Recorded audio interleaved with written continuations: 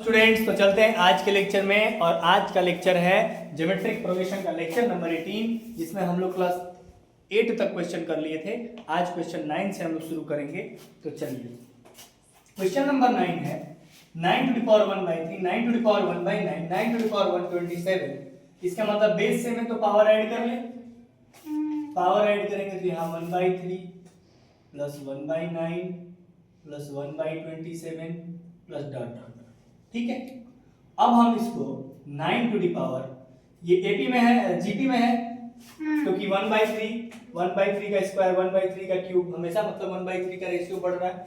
इसका मतलब इनफाइनाइट तक है, तो इसका क्या होगा a upon 1 minus 1/3, 9 to the power 1/3 upon 2/3, 3 से 3 कैंसिल, और हमारे पास आता है 9 to the power 1/2। 9 to the power 1 की वैल्यू होती है 3, इसका मतलब ऑप्शन हो गया 3।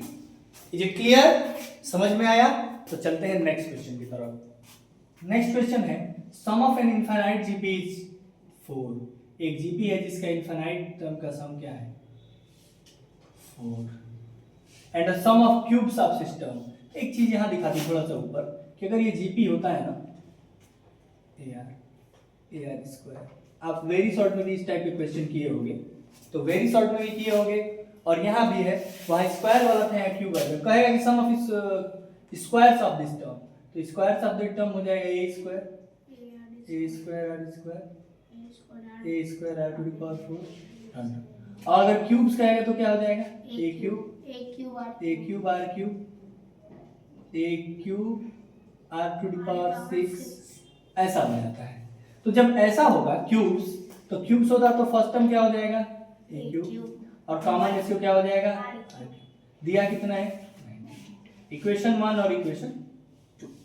आपको क्या करना होगा कि इक्वेशन 1 का क्यूब करना होगा और उससे डिवाइड करना होगा 2 में। कहना का मतलब कि 1 का क्यूब करिए और अपॉन 2 करिए। 1 का क्यूब करेंगे तो क्या आएगा r का क्यूब अपॉन यहाँ हो जाएगा a cube upon 1 minus cube से क्यूब कैंसिल। Very good. तो अब बताइए आप क्या हो रहा है a क्यूब से ये कितना हो जाएगा, इधर भी लिख देता हूँ 64/92। हाँ 64/92, क्योंकि ये 4 का 1 का क्यूब किया हूँ तो 4 का क्यूब 64। ठीक है, इसके बाद हमें दिख रहा है कि a क्यूब से a क्यूब गया और ये सबसे ऊपर गया, ये सबसे ऊपर आया तो यहाँ पे आया 1 माइनस r का क्यूब अपन 1 माइनस r का whole cube equal to 64/92। 1 minus r cube को लिखेंगे a minus b a square ab plus b square upon ये 1 माइनस r का क्यूब को लिखेंगे 1 minus r into 1 minus whole square. 64/90 को 4 से डिविजिबल करेंगे तो 4 16 से जाएगा, 4 से 23 टाइम्स जाएगा। ये क्लियर है? आपको 1 माइनस r से 1 माइनस r कैंसिल होता हुआ दिख रहा है, और यहाँ आपको दिख रहा है ऊपर में 1 प्लस r स्क्वायर अपन नीचे में a square plus b square minus 2ab equal to 16 अपन मल्टीप्लाई करेंगे, क्रॉस मल्टीप्लाई, और जब क्रॉस मल्टीप्लाई करेंगे तो हमारे पास यहाँ आएगा, मैं थोड़ा सा यहाँ लिख रहा हूँ, यहाँ आएगा 23 plus 23r plus 23r square, और इधर करेंगे तो आएगा 16 plus 16r square minus 32r। Clear है? बोलिए। अब अगर 16r स्क्वायर में 23r स्क्वायर में से इधर लाएंगे घटेगा तो यहाँ आएगा 7r स्क्वायर, ये 32 इधर आके 23 में होगा तो 55r, और ये 16 27 में से 23 में से घटेगा तो 7। ये हमारे पास आया क्वाड्रेटिक। आप क्वाड्रेटिक को सॉल्व करेंगे, r की वैल्यू यहाँ लगाएंगे, क्वाड्रेटिक फार्मूला से r equal to minus b plus minus under root b square minus 4ac, तो ये चारों में से कोई ऑप्शन नहीं आएगा। ठीक, तो ये चारों ऑप्शन गलत है। आप इसको सॉल्व करिएगा और जो आंसर आएगा वही आंसर होगा। आंसर क्या आएगा यहाँ पे देखिए, तो आंसर आएगा minus b, r equal to आएगा माइनस b माने minus 55 plus minus under root 55 का स्क्वायर माइनस 4 इंटू 7 अपन 2a का मतलब 2 इंटू 7। इसको सॉल्व करना तो r की वैल्यू आएगी, और r की वैल्यू आप वही निकाल लेना। ठीक है, मैं आगे बढ़ूं क्योंकि अब क्वाड्रेटिक आप सॉल्व करना, ये चारों ऑप्शन में से कोई नहीं है, ये मैं बता दिया। आते हैं हम क्वेश्चन नंबर 11 में। क्वेश्चन नंबर 11 है if the sum of first two terms of an infinite GP is 1। Sum of first two terms का सम कितना दिया है इनफाइनाइट जीपी का 1। तो फर्स्ट टर्म ये है, सेकंड टर्म है ए आर, इसका सम कितना दिया है 1। And every terms is twice of sum of all the successive term. और एवरी टर्म माने ए जो है अपने बाद के आने वाले जितने टर्म्स है उसके सम का दुगना है, यानी a r square a r cube dot dot. ठीक, बोलो। अब a plus a r equal to 1 माने हमारे पास आ गया यहाँ से इसको पहले देखो 2 इंटू यहाँ क्या आया a अपन 1 माइनस आर, तो ये इनफाइनाइट है, इनफाइनाइट टर्म कहीं लिखा है इनफाइनाइट लिखा है, तो a अपन 1 माइनस आर। ठीक है, अब एक बात बताओ a से यहाँ है अब क्रॉस मल्टीप्लाई करके 1 minus r equal to 2 r, आ इधर गया तो 3r इक्वल टू 1 यानी r इक्वल टू 1/3 और r इक्वल टू 1/3 अगर यहाँ रखते हैं तो a निकलेगा। क्यों? क्योंकि a कॉमन लेंगे तो यहाँ निकलेगा 1 प्लस आर इक्वल टू 1 माने a इंटू आर की जगह 1 प्लस 1/3 इक्वल टू 1 माने a इंटू 3 1 3 1 4/3 इक्वल टू 1 माने a equal to 3/4। a equal to आता है 3/4 और r इक्वल टू आता है 1/4। पूछ क्या रहा है? First term. First term is तो फर्स्ट टर्म क्या है बाबू 3/4 किस ऑप्शन में? बी ऑप्शन में। क्लियर है डी ऑप्शन? क्लियर हुआ? चलते हैं ये वाले सवाल में। सर लेकिन वहां पे ये कहां लिखा है कि फर्स्ट टर्म के ट्वाइस है?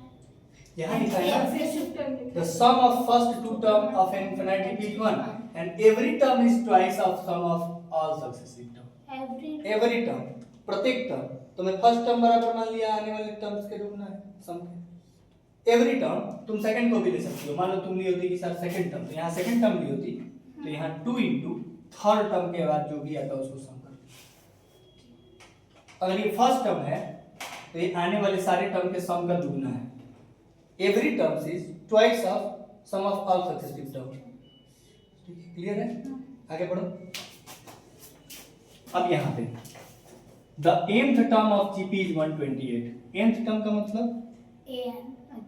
हाँ जीपी का a r to the power n minus 1 कितना है 120 and sum of nth term is 225। Sum of n term यानी a into r power n minus 1 upon r minus 1 equals to 225। ठीक है, it's common ratio is 2 मतलब r equal to दिया है first term पूछ रहा है तो हो जाएगा सम लास्ट वाला फॉर्मूला लगा दीजिए। ठीक है, पहले r रख लो ना, यहाँ रख लो r a into 2 to the power n minus 1 upon 2 minus 1 1 equal to 225। ठीक है, तो आपके पास a equal to क्या मिलेगा 225 by 2 to the power n minus 1। बोलो a यहाँ रखो a और r की जगह यहाँ भी तो 2 to the power n minus 1 है equal to 128। a की जगह हम यहाँ से रखें 225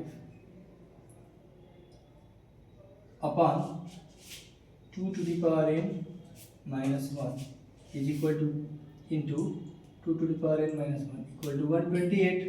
बोलो तो n की वैल्यू पूछा है, क्या पूछा है हम लोग से? फर्स्ट टर्म पूछा है। ठीक है ठीक है टू द पावर n से to the power n cancel नहीं ऐसे थोड़ी कर दिए 2 to the power n minus 1 है 2 to the power n minus 1 ठीक है ना। तो इसको कर लो, एक काम उल्टा कर देते हैं 225 by 128 इज इक्वल टू ये ऊपर और ये नीचे 2 to the power n minus 1। समझ में आया? हाँ, और एक बार इसको इसमें डिवाइड करेंगे तो 2 आएगा क्योंकि एक अधिक है। इस 2 to the power n को हम ऐसे भी तो लिख सकते हैं 2 into 2 to the power n minus 1। बोलो यहाँ 2 आया और यहाँ क्या आया -1 by 2 to the power n minus 1। Clear है? और मैं थोड़ा स्पेस लेता हूँ इधर, मतलब रेड पेन से लिखता हूँ। एक बात बताओ, ये है 225 on 128 इज इक्वल टू वो है 2 minus 1 by 2 to the power n minus 1। अब बात समझना, इस पूरे को उठा के इधर ले जाओ, इसको उधर ले जाओ, तो 1 upon 2 to the power n minus 1 equal to 2 minus 225 upon 128 और 128 टू जा 256 256 minus 225 256 minus 225 31 31 अपन 128 बोलो ये आया तो 2 to the power 1 by 2 to the power n minus 1 की इक्वल टू क्या आया इतना आया ना हाँ तो 2 to the power n minus 1 बराबर क्या आ जाएगा 128 by 31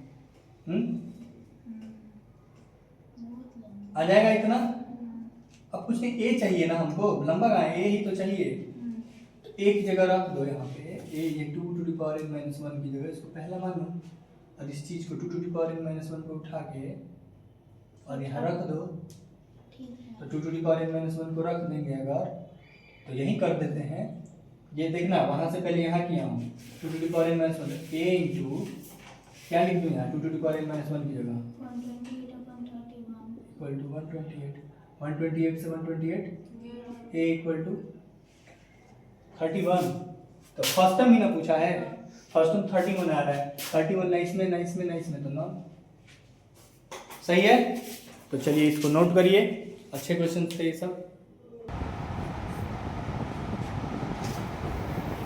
चलिए देखते हैं 30 नंबर क्वेश्चन क्या है 30 नंबर कह रहा है कि second term is two second term मतलब ar equal to sum of infinite term is a upon 1 minus r equal to find first term find करना है कॉमन रेशियो की कोई जरूरत नहीं है कॉमन रेशियो r बराबर लिख दो 2 by a लिख सकते हो कि नहीं यहाँ पुट कर दो a upon 1 minus 2 by a equal to 8 मतलब कि आपके पास हो जाएगा a ऊपर चला जाएगा यहाँ एलसीएम लेने के बाद होगा ना a square equal to 80 minus 16 a square minus 80 plus 16 equal to 0 यानी ये है a minus 4 का होल स्क्वायर इक्वल टू 0 यहाँ से आया इक्वल टू जो राइट है मतलब 4 option number D is it right clear है a b c are GP a b c GP में इसमें है और x y are AM between a and b and b and c a और b का M है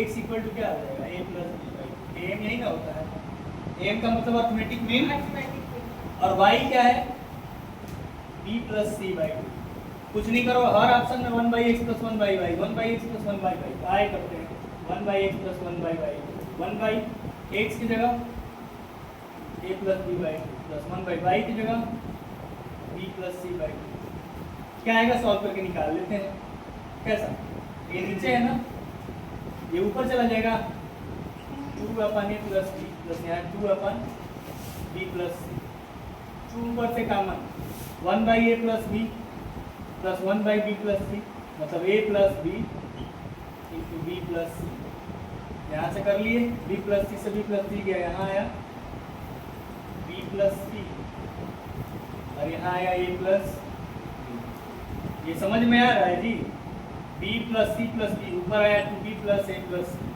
नीचे multiply करेंगे तो आएगा ये b यहाँ a c plus b square plus b सी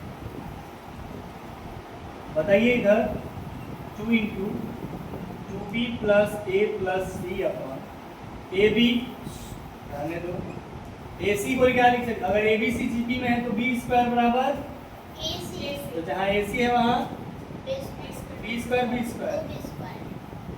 और प्लस